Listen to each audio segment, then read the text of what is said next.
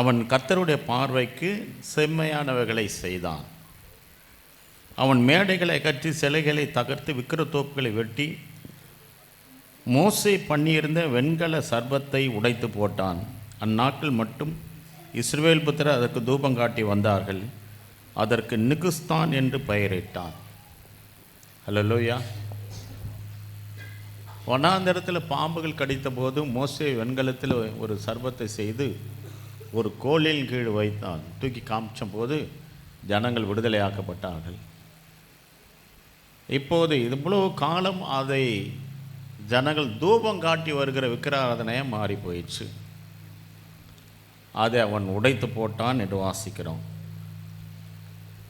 Echo வருது பாருங்க. 5ஆம் வசனம் சொல்லுது, அவன் இஸ்ரவேலின் தேவனாக கர்த்தர் மேல் வைத்த நம்பிக்கையிலே அவனுக்கு பின்னும் அவனுக்கு முன்னும் இருந்த யூதாவின் ராஜாக்கள் எல்லாம் அவனை போல் ஒருவனும் இருந்ததில்லை. ஹல்லேலூயா, ஹல்லேலூயா. அவனை போல் ஒருவனும் இருந்ததில்லை. ஆண்டவர் மேல் வைத்த நம்பிக்கையில் ஆண்டவர் ஓய்வு நாள் இயேசு கிறிஸ்து சிலுவையில் அறையப்பட்டார். ஓய்வு நாளிலே சிலுவையில் இப்போ இருக்கக்கூடாது. ஆனால் ஓய்வு நாளுக்கு முந்தின நாள் ஆயத்த நாள்னு வச்சாங்க. என்ன சொல்லுங்க? ஆயத்த நாள்.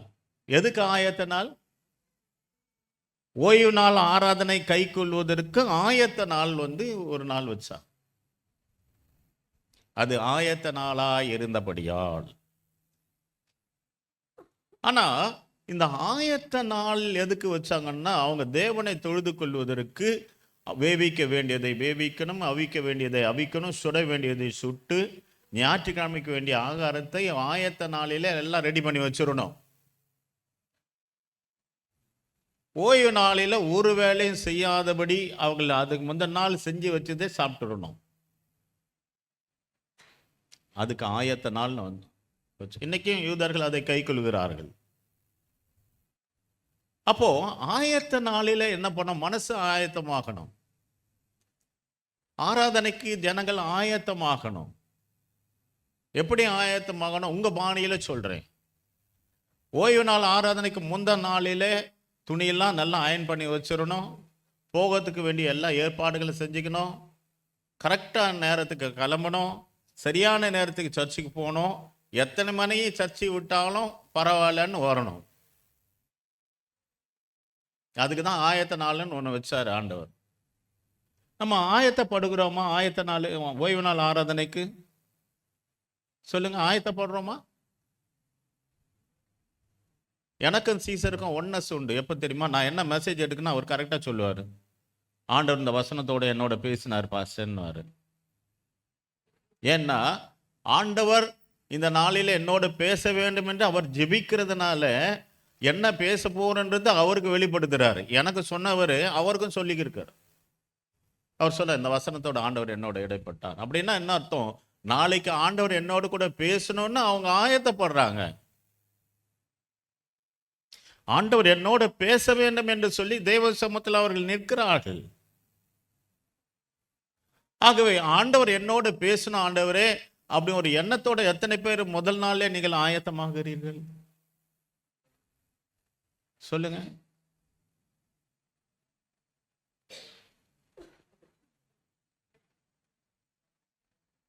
நீரோ மன்னன் காலத்துல அம்ரான் குகையில அவர்கள் போய் பூமி அடியில போய் ஆராதிச்சாங்க. அண்டர் கிரவுண்ட் கிறிஸ்டியன்ஸ், அதனால பேர் வந்துச்சு. பூமிக்குள்ள குகைக்குள்ள ஆராதித்தார்கள். குகையில எந்த ஃபேனுங்க இருந்துச்சு? குகையில எந்த ஃபேன் இருந்துச்சு? குகையில எந்த ஏசி இருந்துச்சு? இந்த பைபிள்ல எங்க கண்டுபிடிச்சாங்க தெரியும்? குமரான் குகைன்னு நினைக்கிறேன், அதுக்குள்ள இருந்து கண்டுபிடிச்சாங்க. பழைய கையில எழுதப்பட்ட அந்த வேதாகமத்தை அங்கிருந்தான் கண்டுபிடிச்சாங்க. நீரோ மன்னனுக்கு பயந்து குகைகளிலே அவர்கள் தேவனை ஆராதித்தார்கள்.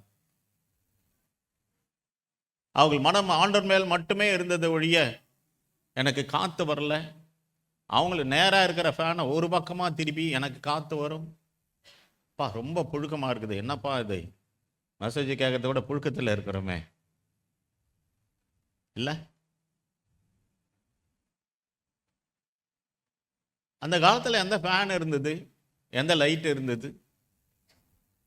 அவள் இருதயம் கர்த்தர் மேல் நம்பிக்கையா இருந்தது. அவள் இருதயம் தேவன் பேரில் நம்பிக்கையா இருந்துச்சு. அவள் கர்த்தரை நம்பினார்கள், கர்த்தருக்காக வாழ்ந்தார்கள், கர்த்தருக்காக ஓடினார்கள், கர்த்தருக்குள்ளும் அவர்கள் மரித்தார். நம்முடைய நம்பிக்கை எங்கே இருக்கிறது? எஸ்ஐகே பற்றி பேசும்போது உண்மையாக நான் சொல்கிறேன், உண்மையாகவே மனசு காலையில் அந்த நியூஸ் இது அதுலேருந்து வெளியே வரவே இல்லை என் மனசு. ஆண்டவரே, இப்படி ஒரு நம்பிக்கை மட்டும் நம்ம கிறிஸ்தவத்தில் இருந்தால் இன்னைக்கு சபைகள் வளர்ந்து எவ்வளோ தூரம் போயிருக்கோம், எவ்வளோ தூரம் வளர்ந்துருக்கோம். நான் யதார்த்தமாக பேசுகிறேன். இன்னைக்கு நிறைய பாசஸ் வேலை என்னதுன்னா, இன்னொருத்தர் சர்ச்சுக்கு போகிறவங்களை பிடிச்சி எப்படியாவது பேசி ஈசி தன்னுடைய சர்ச்சுக்கு கூட்டிகிட்டு வரணும் அப்படி தான் நினைக்கிறாங்க. நான் பாஸ்டர் ஃபெலோஷிப்பில் சேர்மேனாக இருக்கிறதுனால சொல்கிறேன். இப்போ நான் இல்லை, இப்போ நான் செக்ரட்டரியாக இருக்கேன். இன்னொரு சபைக்கு போறவங்களை கூப்பிடுறதுல ஒரு பெரிய தீவிரம் காட்டுகிறார்கள். உண்மையாக அப்படி ஒன்று அது மிகப்பெரிய சாபமும் பாவமும் கூட. தானா வரவங்க விட்டுருங்க, ஆத்மா ரட்சிப்பு தாங்க முக்கியம். சபைக்குள்ள ஆத்மா ரட்சிப்பு தான் முக்கியம். ஆத்மா அறுவடை செய்யாத சபை செத்த சபை என்று சொல்லுவேன். ஆத்மா பாரம் இல்லாத ஒரு விசுவாசி செத்து போனுச்சு அந்த ஆத்மா. திரும்ப சொல்றேன், ஆவியானவர் எதற்கு கொடுக்கப்பட்டிருக்கிறார்? அந்நிய பாஷை பேசிட்டு போறதுதான் இல்லைங்க. பெந்தெகோஸ்து நாளில் ஆவியான இறங்கின போது செய்த காரியம் என்ன? அவங்க எல்லாம் ஆத்ம பாரத்தால் நிரப்பப்பட்டார்கள். அவருக்குள்ள ஒரு அர்ப்பணிப்பு இருந்தது. ஆண்டவரே, இந்த பேதுரு சொன்னா, ஆண்டவரே எல்லாவற்றையும் விட்டு உண்மை பின்பற்றினோமே, எனக்கு என்ன கிடைக்கும்னு கேட்டான். அப்படிப்பட்ட மனுஷன் தான் முதல் பிரசங்கமே பண்றான். நீங்கள் சிலுவையில் அறையப்பட்ட இயேசு கிறிஸ்துவை அப்படின்னு ஆரம்பிக்கிறான் பாருங்க. ஆகவே ஆவியானவர் வந்த பிறகு தாங்க அர்ப்பணிப்பு வந்தது, ஆத்ம பாரம் வந்தது, வரங்கள் செயல்பட்டது. அது அவங்களுக்கு ஆசையெல்லாம் எதுக்கு மேலே இல்லைங்க. தன் வீடு, நிலங்கள், மனைவி, பிள்ளைகள், குடும்பம் எது மேலே இல்லை. அவங்க நம்பிக்கை, அவங்களோட ஆசை ஆண்டவர் மேல மட்டும்தாங்க இருந்தது. இதே பேதுரு மனைவி விட்டுட்டு ஆண்டவர் பின்னால போனவன் தான். ஊழிய பாதையில் வரும், தன் மனைவியை கூட்டிக் கொண்டு ஊழியத்துக்கு போறாரு, தப்பு இல்லை. ஆனா இந்த பாரம் எங்கெங்க போச்சு நமக்கு? நான் ஒவ்வொரு நாளும், நேற்று கூட ஒரு அம்மா வந்திருந்தாங்க. அதை போன ஃபாஸ்டிங் பீரியட் எத்தனை பேர் இருந்தாங்கன்னு தெரியல. அது அப்படியே கத்துது கத்துது கத்துது. அது ஒரு பக்கம் கை கால் வராம விழுந்து செத்து போன ஒரு ஆவி அங்க வந்த பிறகு அது கத்துது, அழுது பயங்கரமா. என்னமான்னா, என் பொண்ணு கல்யாணத்தை பார்த்துட்டு நான் போயிடுறேன். இவருக்கு ஒரு முதல் மனைவி, 2 குழந்தைங்க இறந்து போயிட்டாங்க. அந்த அம்மா அவரு இன்னொரு கல்யாணம் பண்ணிட்டார். பண்ணவர் மேல செத்து போன ஆவி வந்துச்சு. ஏன்னா 2வது பொண்ணுக்கு கல்யாணம். அது சொல்லுது, நான் பார்த்துட்டு போயிடுறேன், நான் பார்த்துட்டு போயிடுறேன். அந்த நான் வீடியோ போடல, அந்த ஆடியோ மட்டும் உங்களுக்கு போடுறேன். இறந்து எத்தனை வருஷம் ஆச்சுன்னு கேட்டேன். 14 வருஷம் ஆச்சு. இறந்து எத்தனை வருஷம் ஆச்சு? 14 வருஷம் ஆச்சு. 14 வருஷம் ஆன பிறகும் அந்த ஆவிக்கு அழிவில்லை. இப்போ சொல்லுது, பாஸ்டர் என்னை துரத்துடாதீங்க, என் பொண்ணு கல்யாணத்தை பார்த்துட்டு நான் போயிடுறேன். அப்பதான் யோசிச்சேன், இந்த கிறிஸ்தவ ஜனங்கள் தன்னுக்குள்ள இருக்கிற ஆத்மா பத்தி ஒரு பாரமே இல்லாம, தனக்குள்ள இருக்கிற ஆவியை குறித்து ஒரு பாரமே இல்லாம, திருச்சபை ஏதோ வந்து போகிற இடமாகவும், ஏதோ கைவீசமா கைவீசு, கடைக்கு போகலாம் கைவீசு, மிட்டாய் வாங்கலாம் கைவீசு. எங்க அப்பா சொல்லி கொடுப்பாரு. என்ன, எங்க அப்பா என் மடியில வச்சுக்கிட்டு இந்த பாட்டை சொல்லி சொல்லி என்னை வளர்த்தவர். அதனால தான் சாகிற வரைக்கும் எங்கள் அப்பாவோட பயங்கர அட்டாச்மெண்ட் எனக்கு. அப்படி தான் வந்துட்டு போகிறாங்க. உங்கள் ஆத்துமா எவ்வளவு விலையேற பெற்றது? உங்கள் ஆத்துமா எவ்வளவு விலையேற பெற்றது? கிறிஸ்தவம் எவ்வளவு முக்கியம் இந்த உலகத்திற்கு. பரலோகத்துக்கு போறது கிறிஸ்தவத்தை தவிர வேற வழி இல்லை. சபையை தவிர வேற வழி இல்லை ஒரு மனிதன் பரலோகத்துக்கு போறதுக்கு. அவங்க இந்துவா இருந்து செத்து போச்சு, 14 வருஷம் ஆச்சு இறந்து. ஆனா அந்த ஆவிக்கு குடும்ப பாசம் இருக்கு பாருங்க. என் பொண்ணு கல்யாணத்தை பார்த்து அதான் மனசு இதுக்கு மேல பார்த்தீங்கன்னா அழுதுருவேன். நானே அழுதுட்டேன். அப்படி கெஞ்சுது, காலை உழுது, என்னை துரத்துறாதீங்க, என்னை துரத்துறாதீங்க, என் பொண்ணு கல்யாணத்தை நான் பார்த்துட்டு போயிடுறேனே, என் பொண்ணு கல்யாணத்தை பார்த்துட்டு போயிடணும், கெஞ்சுது அப்படி. ஆகவே வேதத்தில் அதுக்கு சான்று இருக்கிறது. இறந்து போன ஆவிக்கு குடும்ப பாசம் இருக்கிறது என்று ஐஸ்வர்யான் லாசரு உம்மை ஆண்டவர் சொல்றாரு. ஐஸ்வர்யான் சொல்றான், பூமியில 5 சகோதரர்கள் இருக்கிறார்கள், நீ லாசர் அனுப்பு, இந்த கொடிய நரகத்துக்கு வராதபடி அவர்கள் போய் சொல்லட்டும். அப்ப ஆபிரகாம் சொல்றாரு, அங்க மோசேக்களும் தீர்க்கதரிசிகளும் இருக்கிறார்கள், அவர்கள் வார்த்தைக்கு செவி கொடாதவன் எவனோ மரித்தோர்ந்து ஒருவர் போனாலும் அவர்கள் வார்த்தைக்கு செவி கொடுக்க மாட்டான் என்று சொல்லுகிறார். இன்னைக்கு சபையும் ஊழியங்களையும் அற்பமாய் நினைத்து ஏதோ சர்ச்சுக்கு போனோம், கடமைக்காக போனோம், இல்லைங்க. ஆத்மா நரகத்துக்கு போகாதபடி காக்கிற ஒரே இடம் திருச்சபை மட்டும்தான். அதற்கு இணையாக எதை வைப்பீர்கள் நீங்கள் சொல்லுங்க பார்க்கலாம்.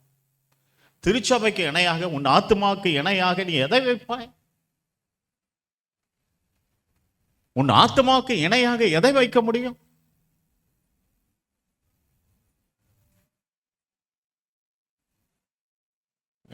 உண்மையாகவே என்னை நானே வந்து வேதனைப்படுத்திக்கிட்டேன். இன்னும் வேகமா ஆண்டவருக்காக ஓடாத போயிட்டோமே, இன்னும் அதிகமா ஆண்டவருக்காக ஓடணுமே. உங்கள் ஆத்மா எவ்வளவு வெளியேற பெற்றது.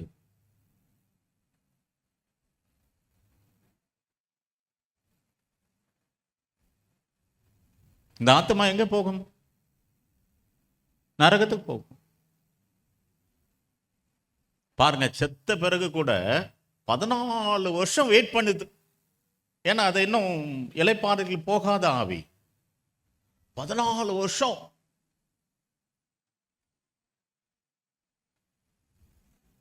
சரீரத்துக்கு அழிவுண்டு, ஆவிக்கு அழிவில்லை.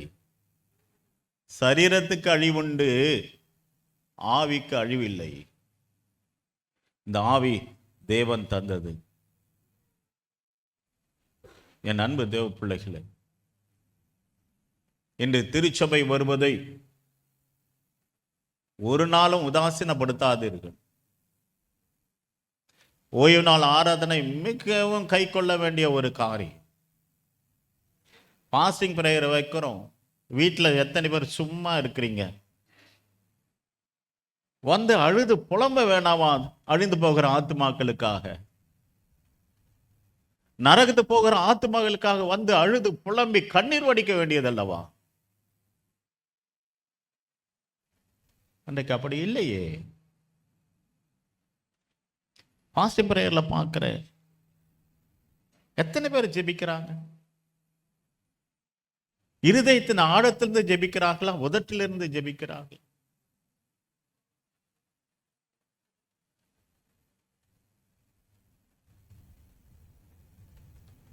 வீட்டில் எத்தனை பேர் வியாழக்கிழமையில சும்மா இருக்கீங்க? ஏன் வந்து ஜெபிக்க கூடாதா?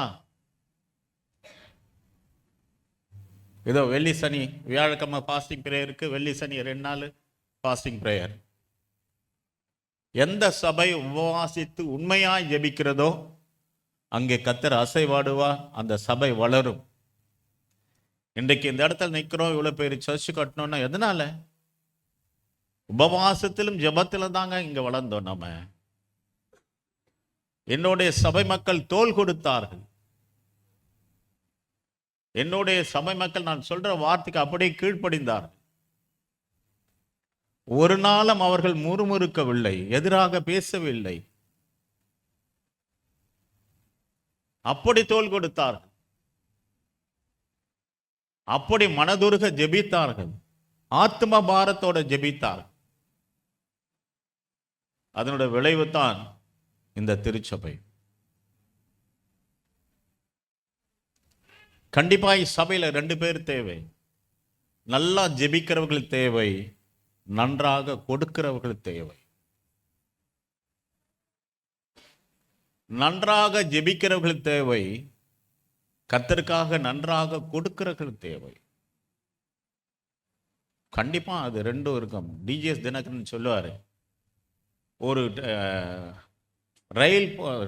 ட்ரெயின் போறதுக்கு 2 தண்டவாளம் அவசியம். ஒன்று ஜபம், 2வது கொடுக்கிறவர்கள். இன்றைக்கு ஜெபிக்கிறவர்கள் முதலாவது தேவை நமக்கு. ஜெபிக்கிறவர்கள் ஜெபித்தால் கொடுக்கிறவர்கள் கொடுப்பார்கள். இந்த சபை வளர வேண்டும், என்னுடைய சர்ச் வளர வேண்டும், என்ன சபை இப்படி இருக்கிறதே எத்தனை பேர் நினைக்கிறோம்? இன்னைக்கு தேவ பக்தி எத்தனை பேருக்குள்ள இருக்கு?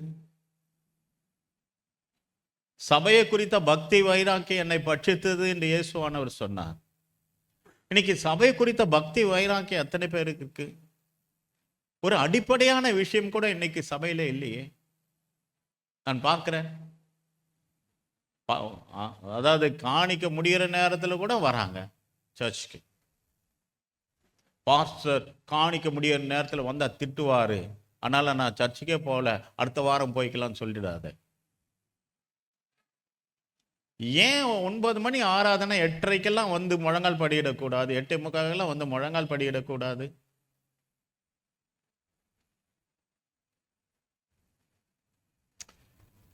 ரொம்ப வருத்தம், ரொம்ப வருத்தம். எசேக்கியா ராஜாவை தேவன் ஆசீர்வதித்ததுக்கு காரணம், அவனை பத்தி சொல்லும்போது, அவன் இஸ்ரவேலின் தேவனாக கர்த்தர் மேல் வைத்த நம்பிக்கையிலே அவனுக்கு பின்னும் அவனுக்கு முன்னும் இருந்த யூதாவின் ராஜாக்கள் எல்லாம் அவனை போல் ஒருவனும் இருந்ததில்லை. கர்த்தர் மேல் வைத்த நம்பிக்கையில அவனுக்கு முன்னாலும் ஒருத்தர் இல்லையா, அவனுக்கு பின்னாலும் ஒருத்தர் இல்லையா. அந்த அளவுக்கு ஆண்டவர் மேல் அவன் முழு இருதயத்தோடு, முழு மனதோடு, முழு பலத்தோடு, முழு ஆத்மாவோடும் கர்த்தரிடத்தில் அன்பு கூர்ந்து அவர் மேல் நம்பிக்கை வைத்தான். அடுத்து அவன் கர்த்தரை விட்டு பின்வாங்காமல் அவரை சார்ந்திருந்தான்.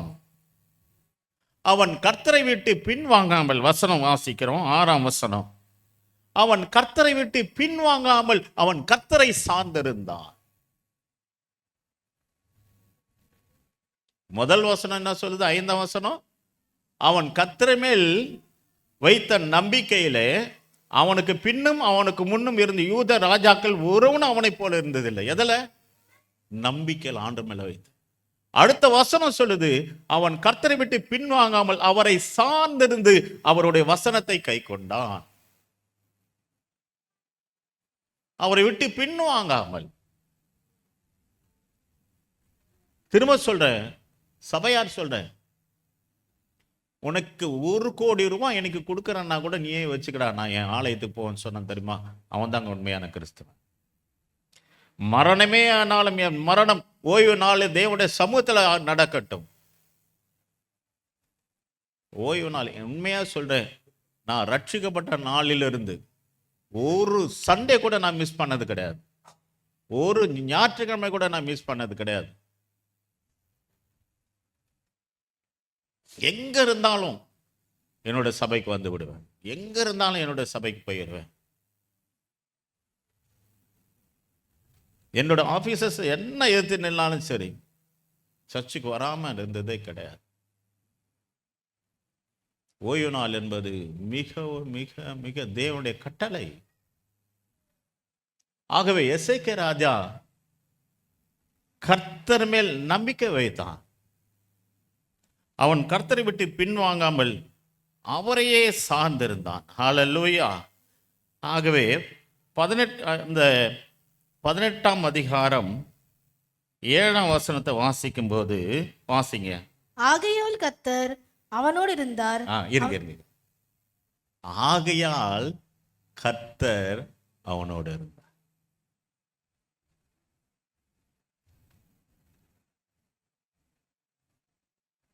ஆகையால் என்ன? கர்த்தர் மேல் ஆழ்ந்த நம்பிக்கை இருந்தது. அவன் கர்த்தரை விட்டு எதற்காகவும் பின்வாங்கவில்லை. கர்த்தர் மேல் நம்பிக்கை வைத்திருந்தான். அவ்வளவு ஆழமான நம்பிக்கை வைத்திருந்தான், அன்பு வைத்திருந்தான். ஆகையால் கர்த்தர் அவனோடு இருந்தார். ஆகையால் கர்த்தர் அவனோடு இருந்தார். ஆகவே கர்த்தர் உன்னோடு இருக்க வேண்டும் என்றால், எப்போது ஒரு அருமையான சகோதரி ஒரு சாட்சி சொன்னாங்க, ரொம்ப ஆச்சரியமா இருந்தது. என்ன? வேலை ஸ்தலத்தில் எவ்வளவு பேர் எழுப்பினாலும் அவர்கள் கர்த்தர் மேல் நம்பிக்கையாக இருந்தார்கள். கர்த்தர் அவர்களோடு இருந்து சத்துருக்களை அவர்களை விட்டு கர்த்தரை விலக்கினார். அவர்கள் கர்த்தர் மேல் நம்பிக்கையாக இருந்தார்கள்.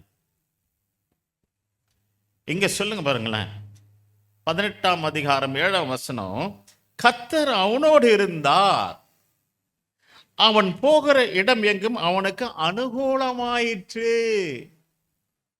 அவன் போகிற இடம் எங்கும் அவனுக்கு அனுகூலமாயிற்று. நீ என்ன செஞ்சாலும், எந்த காரியத்தை செய்தாலும் கர்த்தர் உன்னோடு இருந்து உனக்கு அனுகூலமாய் மாற்றுவார். இன்னைக்கு போராட்டங்களை சந்தித்துக் கொண்டிருக்கிறவர்கள், வேதனை சந்தித்துக் கொண்டிருக்கிறவர்கள் நான் சொல்லுகிறேன், நீ கர்த்தர் மேல் நம்பிக்கை வைத்திருப்பாயானால் அவர் உன்னோடு இருப்பார். நீ போகிற இடம் எல்லாம் அனுகூலமாகும். நீ போகிற இடமெல்லாம் உனக்கு அனுகூலமாகும். நீ எந்த காரியத்துக்கு போனாலும் சரி. நான் சமீபமாக இந்த ஒரு மாதத்தில் பார்க்குறேன், எவ்வளோ ஸ்ட்ரகிளான பிரச்சனைகள் இருந்தாலும் கூட நான் போகிற எவ்விடத்திலும் கர்த்தர் என்னோடு இருந்து காரியங்களை அனுகூலமாக்கி கொண்டு இருக்கிறார். போகிற எவ்விடத்திலும் கர்த்தர் அவனோடு இருந்து காரியங்களை அனுகூலமாக்கினார். அவன் அசிரிய ராஜா சேவிக்காமல் அதிகாரத்தை தள்ளிவிட்டான். அப்படி என்றால் யாருக்கும் அவன் அடிமையாக இல்லை.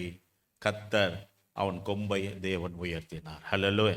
நீ எந்த இடத்துல இருந்தாலும், நீங்க பாருங்க, யோசேப்பு சிறைச்சாலையில் இருந்தாலும் சிறைச்சாலையிலும் கர்த்தர் அவனோடு இருந்தார். அந்த இடத்துல அவன் கொம்பை கர்த்தர் உயர்த்தினார். இல்லையா? யோசேப்புங்க சிறைச்சாலையில் இருந்த, எனக்கு ஆச்சரியமா இருக்கும், அவன் இருக்கிறதே ஜெயிலு, அந்த ஜெயிலும் கர்த்தர் அவனோடு இருந்தாராம். ஹல்லேலூயா. அவன் இருக்கிறதே ஜெயில தான் இருக்கான் யோசேப்பு, ஆனாலும் கர்த்தர் அவனோடு இருந்தாராம். அதான் சோயம்பாகியும் பானபாத்திரக்காரனுக்கும் அவனுடைய தரிசனத்தின் அர்த்தத்தை அவனால் சொல்ல முடிந்தது, கர்த்தர் அவனோடு இருந்ததுனால. நீ எங்கே போனாலும், நீ கர்த்தர் மேல் ஒரு மனுஷன் நம்பிக்கையா இருப்பாயானால், நீங்க எங்க போனாலும் கர்த்தர் உன்னோடு இருப்பார். இதை கேட்டுக்கொண்டிருக்க அன்புள்ள தேவ ஜனமே, தூங்குறவங்களாம் ஒரு அல்லேலூயா சத்தமா சொல்லுங்களும். அல்லேலூயா. எல்லாரும் ஒரு சத்தம், ஒரு அல்லேலூயா சொல்லுங்க பார்க்கலாம். இன்னொரு தடவை சத்தமா சொல்லுங்க பார்க்கலாம். இன்னொரு தடவை சத்தமா சொல்லுங்க பார்க்கலாம். ஆமென். கவனிங்க, சின்ன விஷயம் தாங்க, 2 வசனம் தான் சொல்றேன். 5, 6, 7 3 வசனம் தான் இன்னைக்கு.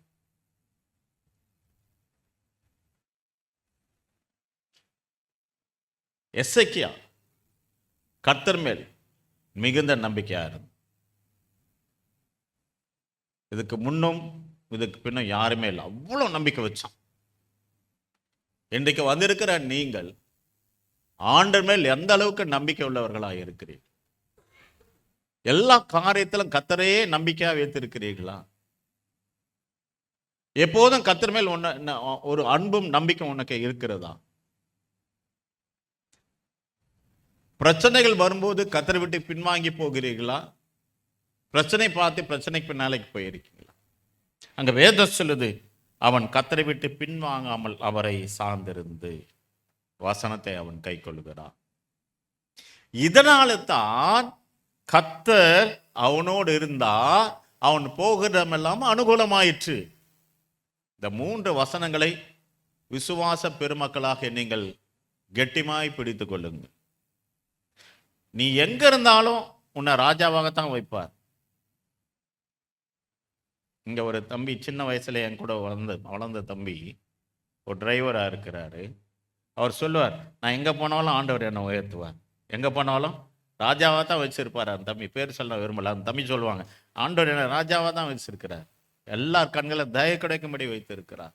இவர் சாதாரண டிரைவர் தான், ஆனாலும் அதிகாரியம் அவரோட கூட இருக்கிற மற்றவங்களும் அவர் கேட்கறது, அவர் சொல்றதை கேட்கக்கூடிய அளவுக்கு வைத்திருக்கிறார். நீ சிறைச்சாலையில் இருந்தாலும் நீ தான் ராஜாவா இருப்ப. நீ வேலை ஸ்தலத்தில் இருந்தாலும் அங்க நீ தான் ராஜாவா இருப்ப. பெரிய அதிகாரி உன்னோட ஆலோசனை கேட்பார், கர்த்தர் உன் பட்சத்தில் இருக்கும்போது. ஹல்லேலூயா, ஹல்லேலூயா, ஹல்லேலூயா. ஆகவே எனக்கு அன்பு தேவ பிள்ளைகளே, இதே எசேக்கியா ராஜா அவன் வியாதியாப்படும்போது என்ன சொன்னான்? வியாதியாப்படும்போது அப்போ கூட அவன் கர்த்தர் மேல் நம்பிக்கையா இருந்தாங்க. வியாதியின் நேரத்தில், துன்பத்தின் நேரத்தில், ஐயோ ஆண்டவரே நான் உண்மை நம்பினேனே, எனக்கு இது வியாதி வந்துச்சு, நீ எல்லாம் என்ன ஆண்டவரே என்னை கைவிட்டீங்களா, ஒரு அப்படி சொல்லாம எசேக்கியா பார்த்து ஏசையா சொல்லும்போது, உன் வீட்டு காரியத்தை ஒழுங்குபடுத்தும், நீ மரித்து போவீர் என்று கர்த்தர் சொல்லுகிறார் என்று சொல்லிட்டு போயிட்டார். 20ஆம் அதிகாரம் 1ஆம் வசனம். உன் வீட்டு காரியத்தை நீர் ஒழுங்குபடுத்தும், நீர் மரித்து போவீர் என்று கர்த்தர் சொல்லுகிறார் என்று சொல்லிட்டு போயிட்டார். ஒரு ஊழியக்காரன் வந்து ஜெபம் பண்ணிட்டு, எப்பா நீ செத்துருவப்பா, சாவை சந்திக்க ரெடி ஆயிடுன்னு சொன்னா என்ன பண்ணுவீங்க? அதுக்காயா இந்த ஆளை கூப்பிட்டோம் நாம? அதுக்காயா இந்த ஆள் செத்து போவன்னு சொல்றதுக்காயா இந்த ஆளை கூப்பிட்டோம்? ஆனா ஏசையா சொல்றான், நீ மரித்து போவீர்கள், உன் வீட்டு காரியத்தை ஒழுங்குபடுத்து. அந்த நம்பிக்கை பாருங்க. இங்க நீங்க நல்லா கவனிங்க. ஏசா சொல்லிட்டு போயிட்டாரு, ஆனா ஏசாயா சொன்னதுக்காக கோவப்படலை இவன். அதுக்கு பதில் என்ன செய்தான் தெரியுமா? அவன் சோர்பரமாய் திரும்பி கொண்டு யார் மேல் நம்பிக்கை வைத்தானோ, கர்த்தர் மேல் நம்பிக்கை வைத்தவன் இப்ப சொல்றான், கர்த்தாவே நான் உனக்கு முன்பாக உண்மையும் மன உத்தமமாய் நடந்து உம்முடைய பார்வைக்கு நலமானதை செய்தேன் என்பதை நினைந்தருள் என்று சொல்லி விண்ணப்பம் பண்ணான். எசேக்கியா மிகவும் அழுதான். செத்து போன்னு சொல்லியாச்சு, ஆனா அதுக்காக அவன் வருத்தப்படவில்லை. அவன் நம்பிக்கை கர்த்தர் மேல் இருந்ததுனால கர்த்தரை நோக்கி ஜெபிக்க ஆரம்பித்தான், கர்த்தரை நோக்கி கூப்பிட ஆரம்பித்தான். அவன் நம்பிக்கை கர்த்தர் மேல் இருந்தது. கர்த்தாவே நான் உனக்கு முன்பாக மன உத்தமமாய் நடந்து உன் பார்வைக்கு நலமானதை செய்தேன் என்பதை நிலைந்தருளும். அவ்வளவுதாங்க சொன்னான். நான் இவ்வளவு செஞ்சேனே, நான் இவன் ஆலயத்தை கட்டினேனே, இவ்வளவு காரியம் செஞ்சேனே, எனக்கு இந்த நிலைமையா, ஏன் ஆண்டவர் என்னை கைவிட்ட, அப்படிலாம் கேட்கவே இல்லைங்க. 2 வசனம் சொன்னா, நாம் உனக்கு முன்பாக உண்மையும் மன உத்தமாய் நடந்து உங்களுடைய பார்வைக்கு நலமாதனை செய்தேன் என்பதை நினைச்சுக்கோங்க ஆண்டவரே, என்னை நினைச்சுக்கோங்க ஆண்டவரே. அதுதாங்க அவன் சொன்னான், அதுதான் சொன்னான். அவன் சொன்னது சொல்லிட்டு ரொம்ப அழ ஆரம்பிச்சான். அழுத உடனே ஆண்டவர் கேட்டாரு, ஏசாயை பார்த்து சொல்றாரு, பாதி முற்றத்தை கடக்கிறதுக்கு முன்னே சொல்றாரு, அவன் சொல்ற, நீ திரும்பி போய் நீ எசேக்கியா கேட்ட சொல்லு, உன் விண்ணப்பத்தை கேட்டேன், உன் கண்ணீரை கண்டேன், இதோ நான் உன்னை குணமாக்குவேன், 3ஆம் நாளில் நீ கர்த்தருடைய ஆலயத்துக்கு போவாய். ஆண்டவரையோ ஊழியக்காரனும் குறை சொல்லல, அதுக்கு பதில் தேவ சமூகத்தில் கடந்து அவன் அழுதான். தேவ சமூகத்தில் கடந்து அவன் அழுதான். அவன் அழுததுனால கர்த்தர் அவன் ஆயுசு நாட்களை கூட்டி கொடுத்தார். என் அன்பு தேவ பிள்ளை, எசேக்கியாவோட நம்பிக்கை கர்த்தர் மேல் இருந்தது. அவன் மிகவும் ஆழமாய் கர்த்தரை நேசித்ததுனால மரணம் வரும்போது கூட, மரணம் வரும் என்று கர்த்தரே நிச்சயித்த போது கூட கர்த்தருடைய மனதை மாற்றி 15 வருஷம் ஆயுசு நாட்களை அவன் ஆண்டவரிடத்திலிருந்தே பெற்றுக்கொண்டான். காரணம் என்ன? ஆண்டவர் மேல் அவன் வைத்த நம்பிக்கை. அல்லேலூயா. ஆண்டவர் மேல் அவன் வைத்த அன்பும் நம்பிக்கையும். இன்று சபையார் ஆண்டவர் மேல் எந்த அளவுக்கு நீங்கள் நம்பிக்கை வைத்திருக்கிறீர்கள்? திரும்ப சொல்றேன், கர்த்தரால் கூடாத காரியம் ஒன்று இல்லைங்க உங்க வாழ்க்கையில. திரும்ப சொல்றேன், நீ கர்த்தர் மேல் நம்பிக்கை வச்சனா நடக்க இயலாது, கிடைக்கவே கிடைக்காது எந்த காரியம் இருந்தாலும் ஆண்டவர் சித்தமானால் அது உனக்கு கண்டிப்பா கிடைக்கும். அல்லேலூயா. சாத்தியம் இல்லாததை சாத்தியமாக்குற கர்த்தர் நம்முடைய ஆண்டவருங்க. யோபு ஒரு வார்த்தை சொன்னா, யோபின் புத்தகம் 13:13 யாரா வாசிங்களேன். யோபின் புத்தகம் 13:13. நீங்கள் மௌனமாயிருங்கள், நான் பேசுகிறேன், எனக்கு வருகிறது வரட்டும். நான் என் பற்களினால் என் சதையை பிடுங்கி என் பிராணனை என் கையிலே வைப்பானேன். அவர் சொல்றான், நீங்கள் மௌனமா இருந்த நான் பேசுகிறேன், எனக்கு வருகிறது வரட்டும். அவன் சொல்ற பாருங்களேன், நான் என் பற்களினால் என் சதையை பிடுங்கி என் பிராணனை என் கையில வைப்பானேன். அவர் என்னை கொன்று போட்டாலும் அவர் மேல் நம்பிக்கையா இருப்பேன். என்ன சொல்றாரு இவரு?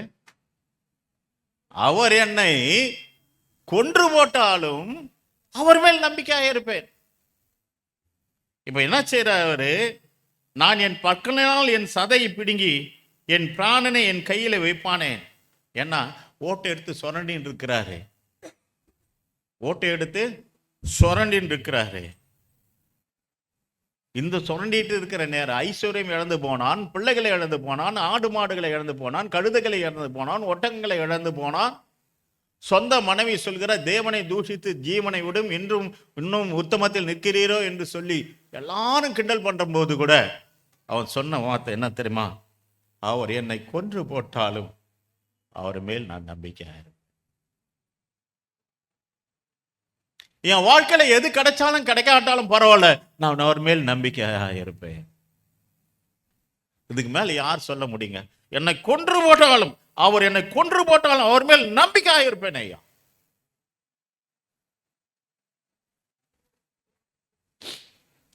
அவர் என்னை கொன்று போட்டாலும் அவர் மேல் நம்பிக்கையா இருப்பேன். அவரோட விசுவாசம் பாரு, கர்த்தர் மேல் உள்ள விசுவாசம் பாருங்களேன், கர்த்தர் மேல் உள்ள நம்பிக்கை பாருங்களேன். அவன் சொல்றான் 17ஆம் வசனத்துல, 17ஆம் அதிகாரத்தில் வாசிக்கிறான், 3ஆம் வசனம் 17:3. தேவரீர் என் காரியத்தை மேற்பட்டு கொண்டு எனக்காக புனைப்படுவராக வேற யார் எனக்கு கை கொடுக்கத்தக்கவர்? என்ன நம்பிக்கை பாருங்களேன்.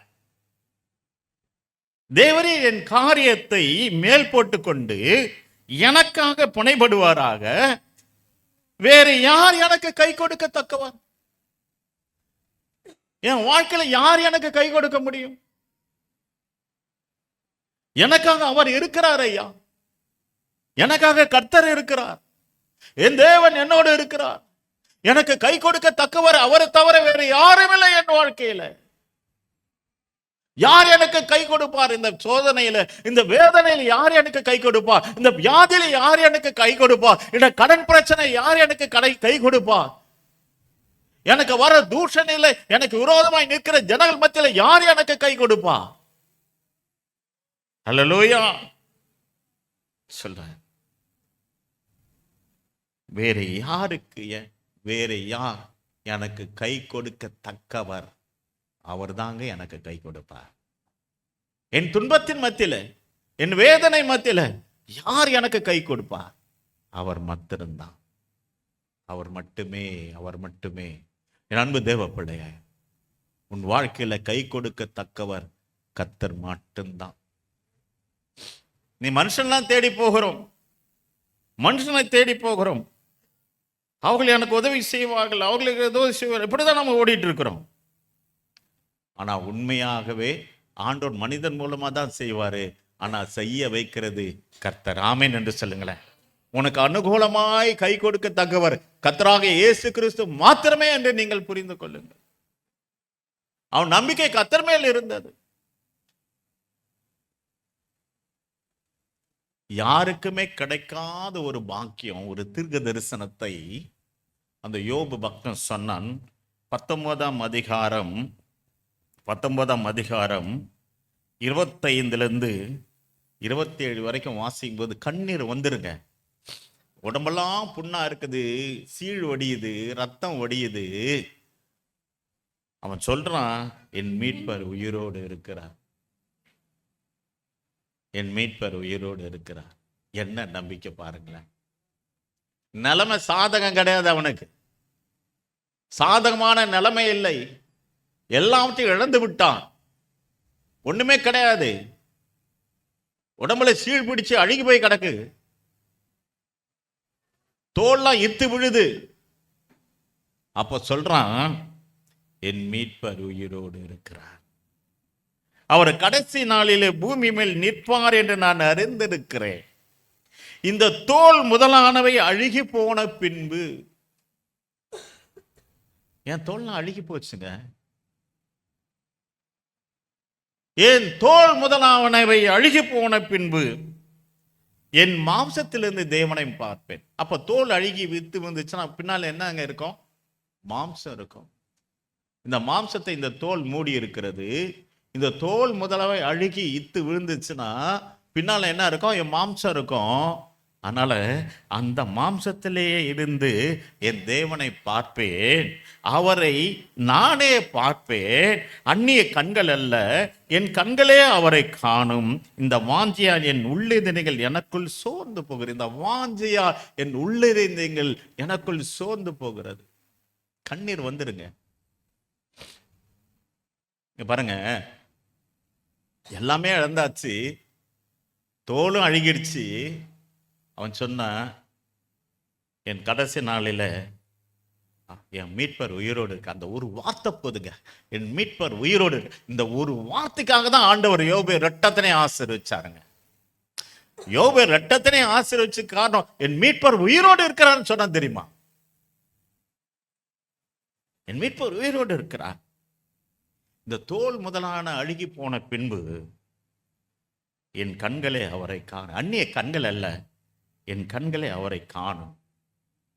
அப்போ அடுத்த வசனம் இருக்கு தெரியுமா? அடாடாடா, அவன் வாஞ்சை எது மேல இருந்தது? ஐயோ பொண்டாட்டி திட்டுறாளே அது மேலையா? இழந்து போன ஆடு மாடுகள் மேலையா? இழந்து போன பிள்ளைகள் மேலையா அவனுக்கு வாஞ்சை இருந்தது? 10 பிள்ளைகளை இழந்து போனான். ஆடு மாடுகள், கழுதைகள், குதிரைகள், ஒட்டங்கள் எல்லாம் இழந்து போனான். செல்வம் எல்லாம் அவனிட்டு போயிற்று. ஆனால் அவனுக்குள் ஒரு வாஞ்சை இருந்தது, அவரை நானே பார்ப்பேன், அந்நிய கண்கள் அல்ல, என் கண்களை காணும்.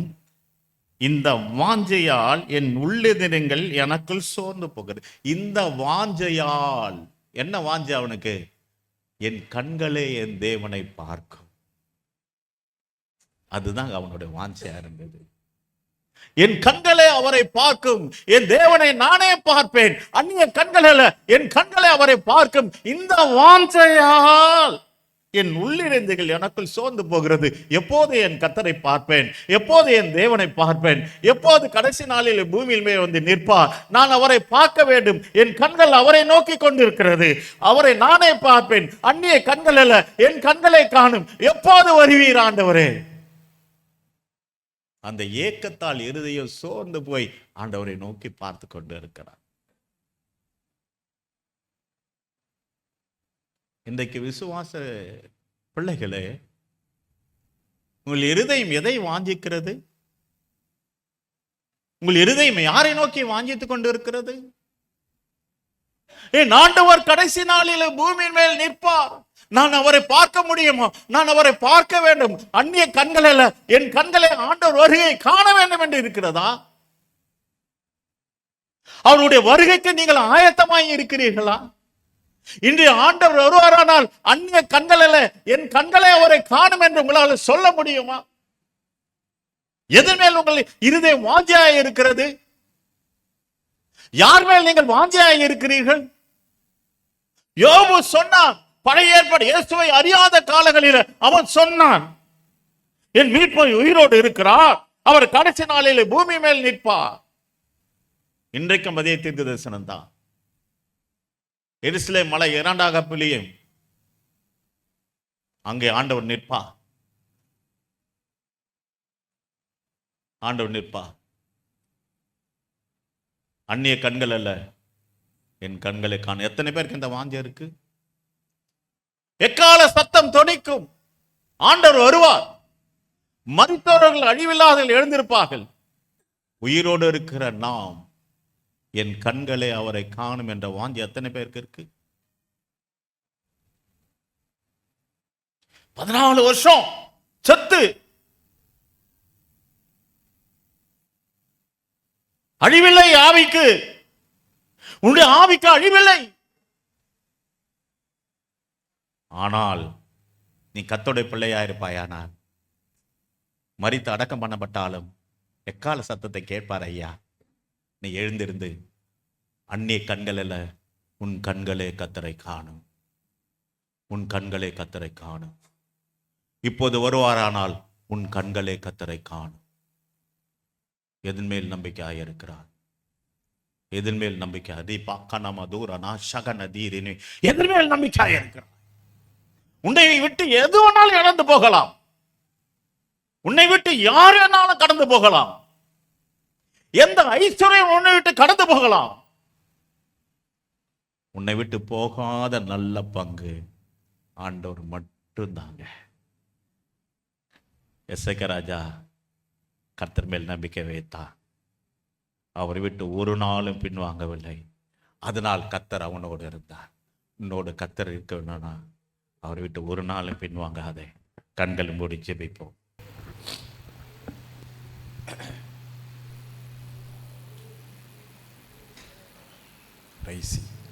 எல்லாம் எழுந்திருப்போமா?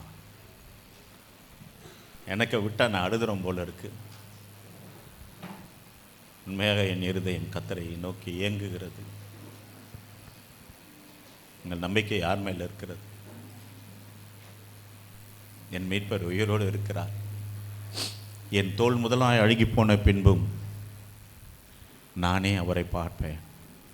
அந்நிய கண்கள் அல்ல, என் கண்களே அவரை காணும். இந்த வாஞ்சையால், இந்த விருப்பத்தால் என் உள்ளிருந்தீங்கள் சோர்ந்து போகிறது. இன்னைக்கு ஆண்டவர் வருகைக்கு எத்தனை பேர் ஆயத்தமாக இருக்கிறீர்கள்? அந்நிய கண்கள் அல்ல, என் சொந்த கண்களை காணும் என்று எத்தனை பேர் வாஞ்சித்து இருக்கிறீர்கள்? எத்தனை பேர் வாஞ்சித்து இருக்கிறீர்கள்? சபை எத்தனை பேர் அலட்சியமா நினைக்கிறீங்க? பரலோகம் போவதற்கு சபையை தவிர வேற வழி இல்லை. ஆனால் பிசாசு சபைக்கு இந்த சபைக்கு குறிப்பாக சொல்கிறேன், போகக்கூடாதபடி அநேக தடைகளை கொண்டு வருவார். அடுத்த வாரம் போய்க்கலாம், கம்யூனியனுக்கு போய்க்கலாம், தப்பு இல்லை. தயவு செய்து எதை இழந்தாலும் சபை கூடுதலை விட்டு விடாதீர்கள். அதனால தான் பழைய ஏற்பாட்டு காலத்தில் சபையில் இல்லாதவன கல்லெறிந்து கொள்ளுங்கள் என்று சொன்னார் நியாயப்பிரமாணத்தில். அவ்வளோ பயபக்தியாய் தேவனை தேட வேண்டும் என்று தேவன் அந்த ஒரு கட்டளை கொடுத்தார். எனக்கு தேவனை தேடுங்கள். நான் ஒவ்வொரு நாளும் எத்தனை பிசாசத்தோடு தின்றுக்கு, அது சொல்லிட்டு அழும்போது அது சொல்ற ஒரே விஷயம், என்னை துரத்திடாதீங்க. இன்னொரு வீடியோ கூட, நிறைய வீடியோ இருக்கு, என் மனைவியோடு நான் இருக்கணும், என் மனைவி விட்டு என்னை பிரிச்சிடாதீங்க. என்ன சொல்லணும்? என் மனைவி விட்டு என்ன பிரிச்சிடாதீங்க. இவர் தான் செத்து போயிட்டார். இவர் செத்து போயிட்டாருங்க. ஆனால் அந்த ஆவி அந்த மனைவிக்குள்ளே இருக்கு. அந்த அம்மா வந்து ஜெபிக்க வந்துச்சு. இந்த ஆவி சொல்லி, என் பொண்டாட்டி விட்டு என்ன பிரிச்சிடாதீங்க பாஸ்டர், என் பொண்டாட்டி விட்டு. அடா பாவி, உயிரோடு இருக்குன்னப்போ எப்போ பார்த்தாலும் பொண்டாட்டியோட சண்டை போட்டுன்னு இருப்பான். அது பஞ்சாயத்துக்கு வரும் என்கிட்ட.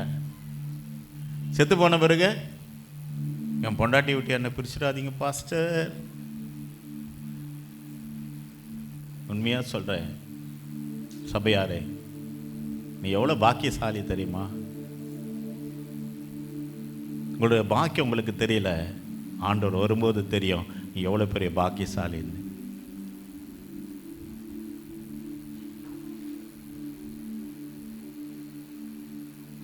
இன்றைக்கு அப்படி ஆண்டவர் நோக்கி அப்பா உண்மை நேசிக்கிறேன், உண்மையில நான் நம்பிக்கை வைக்கிறேன், இந்த உலகத்தில் யாவற்றையும் காட்டினும் உண்மையில் நம்பிக்கையாக இருக்கிறேன். எனக்கு ரொம்ப பிடிச்ச ஒரு பாட்டு சொல்லட்டேன்.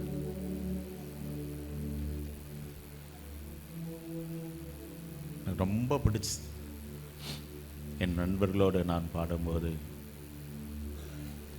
எந்த உள்ளம் தங்கும், எமில் ஜெபில் சிங் அண்ணன் பாடின பாட்டு.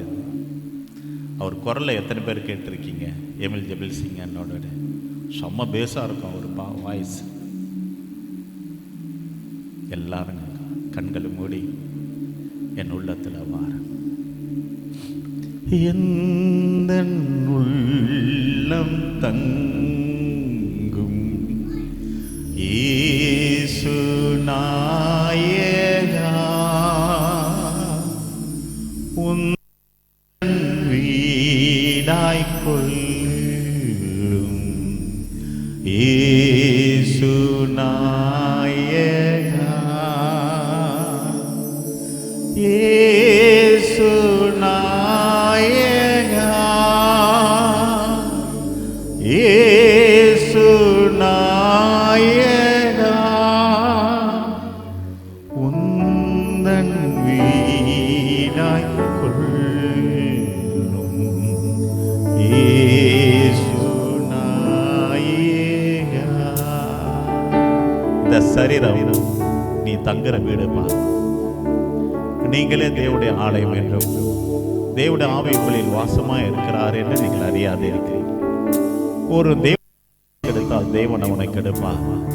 தேவனுடைய ஆலயம் பரிசுத்தமா இருக்கிறது, நீங்களே அந்த ஆலயம். உனக்குள்ள ஆண்டவர் இருக்கிறார், உனக்குள்ள தேவன் வாசம் பண்ண விரும்புகிறார். உன் இருதயத்தை திறந்து கொடு.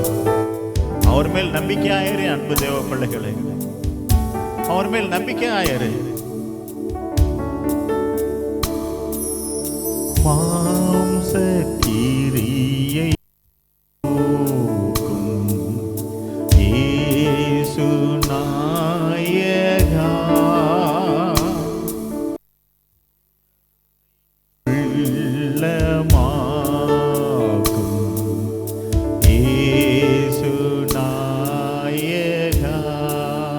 கரங்களை உயர்த்தி இயேசு நாயகா, இயேசு நாயகா, குழந்தை உள்ளமாக்கும் இயேசு நாயகா. எசேக்கியா பற்றி சொல்லும்போது, அவன் கர்த்தரை விட்டு பின்வாங்காமல் கர்த்தர் மேல் நம்பிக்கையாயிருந்தான்.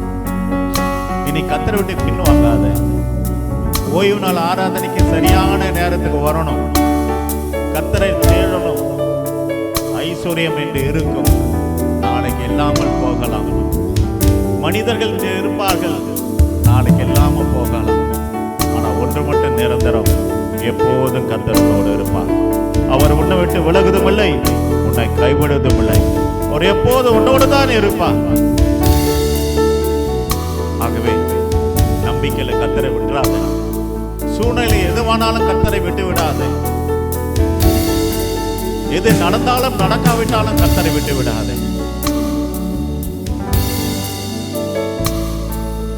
திரும்ப விழாது காரும் இயேசு நாயகா, திருவையிடாது காரும் இயேசு நாயகா. திரும்ப பாடலாமா? திரும்ப விழாது காரும் இயேசு நாயகா, திருவையிடாது காரும் இயேசு நாயகா.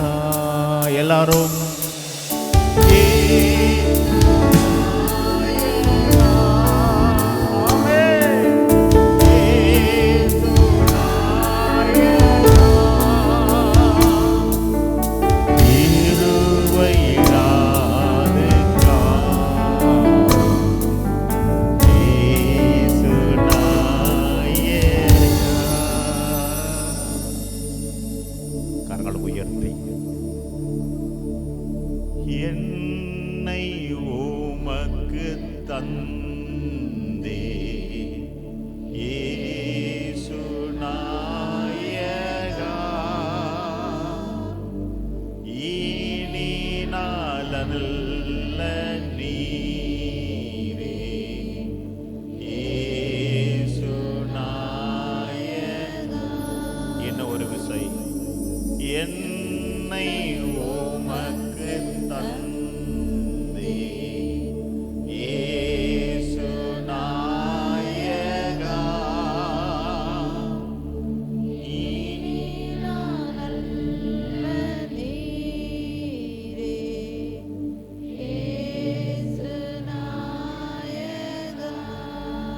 ஜெபிப்போம்.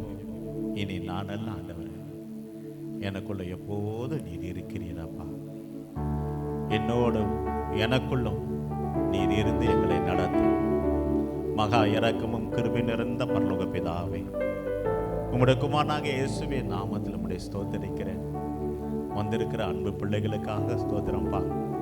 அவங்களோட நீங்க இருங்கப்பா. எசேக்கியா கர்த்தர் மேல் நம்பிக்கை வைத்தான். அப்படிப்பட்ட ஒருவன் அவனுக்கு முன்பாக இருந்ததில்லை, பின்பாக இருந்ததில்லை. அவன் கர்த்தரை விட்டு பின்வாங்காமல் கர்த்தர் மேல் நம்பிக்கையாயிருந்தான். யோபு பக்தன் சொன்னான், என்னை கொன்று போட்டாலும் அவர் மேல் நான் நம்பிக்கையாயிருப்பேன். என் மீட்பர் உயிரோடு இருக்கிறார், கடைசி நாள் அவர் பூமியில் நிற்பார் என்று அறிந்திருக்கிறேன். என் தோல் முதலாய் அழுகி போன பின்பும் அந்நிய கண்கள் அல்ல, என் கண்களே அவரை காணும் என் வாஞ்சையால் என் உள்ளிருதிகள் சோர்ந்து போகிறது என்று சொன்னார். அவரை காண வேண்டும் என்ற வாஞ்சை யோபு பக்தனுக்குள் இருந்தது. அவன் சொன்னான், என் மீட்பர் உயிரோடு இருக்கிறார். நம்முடைய ஆண்டவர் செத்து போன தெய்வன் அல்ல, சர்வ வல்லமுள்ள தேவன். அவர் உன்னோடு இருக்கிறார், உனக்குள் இருக்கிறார், எப்போது அவர் உன்னோடு தான் இருக்கிறார். தகப்பனை, இந்த நம்பிக்கையோடு இந்த பிள்ளைகள் கடந்து போக உதவி செய்யுங்க கர்த்தாவே. இந்த பிள்ளைகளோடு நீர் இருங்கப்பா. வேலை ஸ்தானத்திலும், வியாபாரத்திலும், குடும்பத்திலும், பிள்ளைகள் வாழ்க்கையிலும், படிக்கிற இடங்களிலும், எந்த இடத்துக்கு போனாலும் நீங்கள் பிள்ளைகளோடு இருங்கப்பா. உங்களுடைய கரம் பிள்ளைகளோடு இருந்து ஆசீர்வதிக்கட்டும். இந்த பிள்ளைகள் கையிட்டு செய்கிற எல்லா காரியங்களிலும் என் தேவனாகிய கர்த்தர் 1000 மடங்காய் நீர் வர்த்திக்க பண்ணுவீராக. அன்பு பிள்ளைகள் கையிட்டு செய்கிற எல்லா காரியங்களிலும் 1000 மடங்காய் தேவன் நீர் வர்த்திக்க பண்ணும். இஸ்ரவேலை ஆசீர்வதிப்பதே கர்த்தருக்கு பிரியம். இந்த பிள்ளைகளை ஆசீர்வதி. இயேசுவின் நாமத்தில் பிதாவே, ஆமென்.